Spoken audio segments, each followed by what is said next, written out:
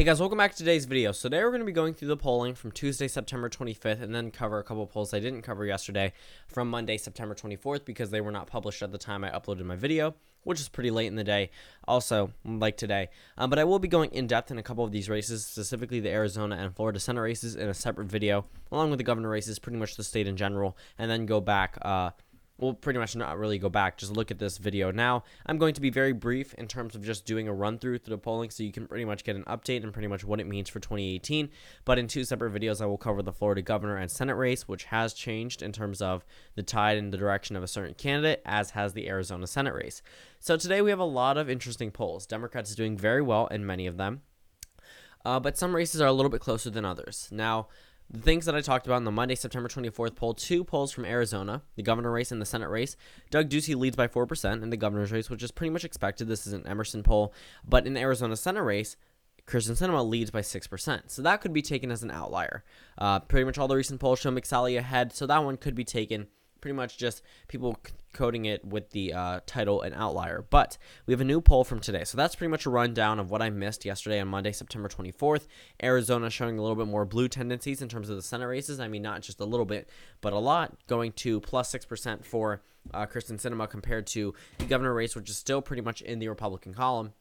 Now we have new data that backs us up, not even a day later. So Tuesday, September 25th, a lot of new polls. One of the most striking are the Florida Senate polls, one from NBC and one from Quinnipiac. The one from Quinnipiac shows Nelson with a lead of 7%. That is very good news for the Democrats there. In terms of the NBC poll, shows Nelson ahead by 3%, okay?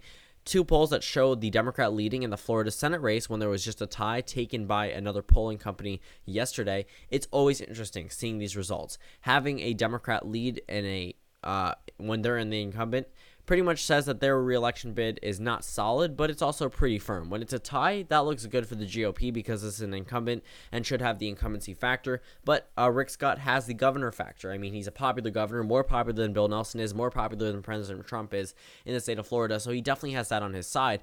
But these three recent polls aren't showing too much good news for the GOP candidate, considering he wasn't leading. He was leading there before these polls came out with Scott +1.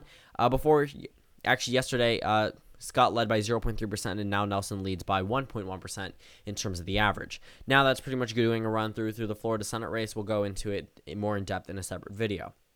Now, looking at the Arizona Senate race, Mcsalley versus Kyrsten Sinema. So this yesterday, I said I didn't cover it because the poll wasn't out there, but I said it could be labeled as an outlier. But now we have another poll from NBC that shows the Democrat ahead by 3%. Yes, it's not a huge margin, but it's still a margin that it isn't within margin of error. Keep that in mind, but still shows the Democrats ahead. So right now, when we look at the overall average, Sinema leads by 2.5%.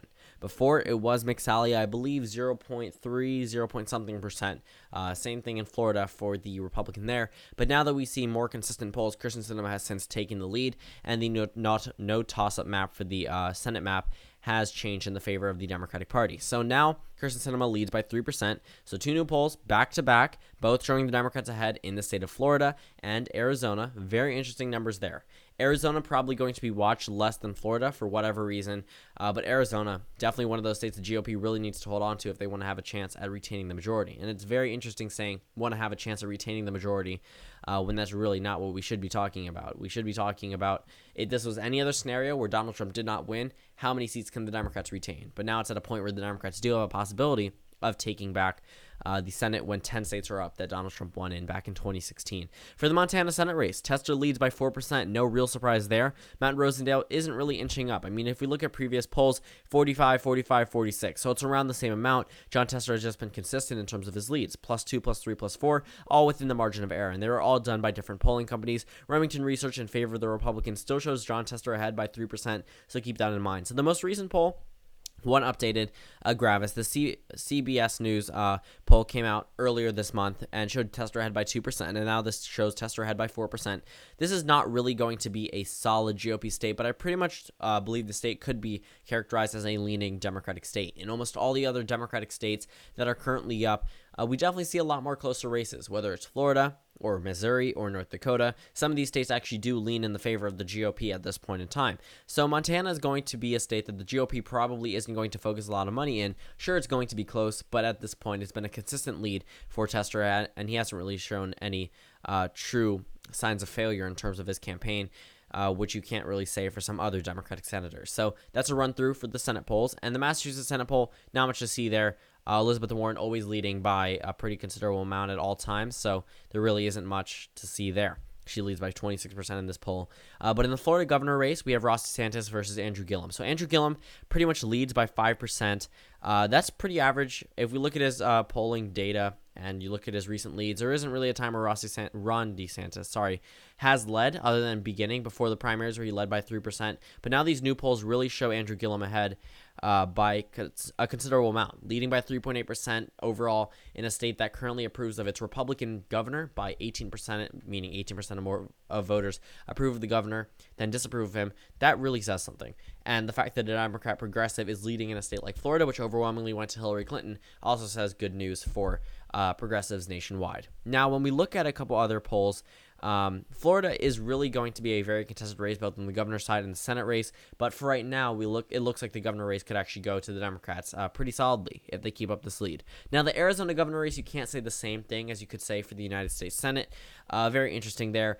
Doug Ducey leads by 8%. So there was a poll yesterday that showed him ahead by 4%. Now it's an 8% lead. Now, again, anything can happen leading up into 2018, but we've been seeing consistent polls that are showing Doug Ducey ahead, and I understand he may not be the most popular, but that doesn't mean that the Democrat is automatically a shoo-in to win there. Even though it may seem like that in the Senate race, Doug Ducey is still way more popular than Jeff Flake is. Now, Doug Ducey leading by 8%, still good numbers. That's a pretty considerable lead. It's larger than any Democrat leading here except for Elizabeth Warren, so keep that in mind. In the Oregon governor race, Clout Research, I really do not trust. I mean, they've been off with other more established polling centers, and pretty much whenever there are I guess I'll show you actually right here when I go to all the polls. Clout Research has pretty much always showed Brown down before. Gravis did take a pretty good poll that showed a tie between them, which went from Brown plus 17 to a tie. That is being counted in the RCP average. Yes, this race is probably not going to be a 1% race or a 10% race, but somewhere in between, maybe 5 to 6 percentage points for a Democrat in the state of Oregon. I understand the popularity factor, but Oregon is still Oregon. It works.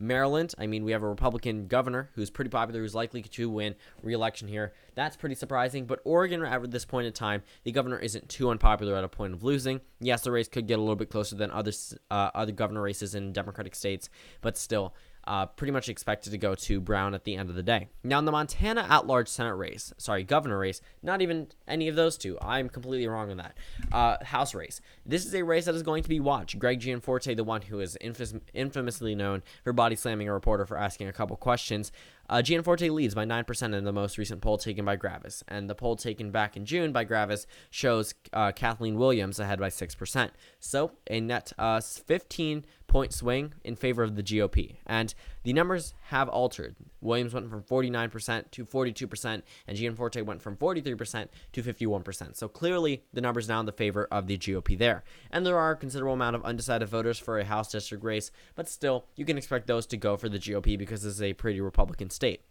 Now, this new poll definitely shows good news for Greg Gianforte. I mean, this was a contested race. It's rated a toss-up by Real Clear Politics, but you can likely expect this one to move into the leaning or even likely GOP column at the end of 2018.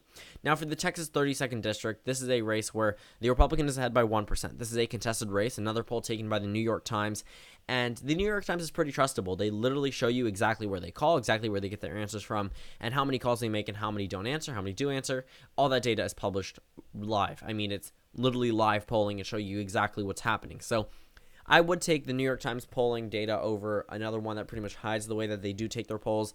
And it all comes down to just where they're sampling. But right now, a 1% lead for a GOP candidate. And actually, we can go back and look at the history of this race. The 32nd District, if we go back to the last time it was even on this contested race, I don't even think it was back in 2004. I don't think it'll show the live. It won't show you the actual results because I've been back to the 2004.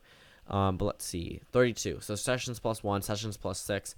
But now we can go ahead and look back at this race now. So Sessions is currently, I believe, was an incumbent, if I'm not mistaken, or somehow is coming back to this, but I don't see it here. For whatever reason, this race wasn't as contested as it is before.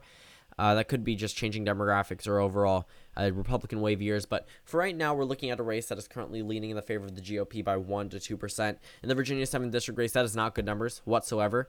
This is not done by the New York Times, but if we look at the rating, it is a toss-up, and so this is currently an incumbent who led by 4% according to the New York Times poll, but a new poll showing a tie. So that is a race that pretty much shouldn't be contested. It isn't on anywhere on that contested list from previous elections, so the fact that this is a tie, definitely something to note. And the President Trump job approval, always changing with Rasmussen, disapprove +3 at this point. Yesterday was disapprove plus, let's see. Actually, I think they clear it off every time they come out with a new Rasmussen reports poll, so there isn't much to see there. So that pretty much wraps up today's polling on Tuesday, September 25th. Thank you guys for watching this video. Comment down suggestions below, and I will see you all tomorrow.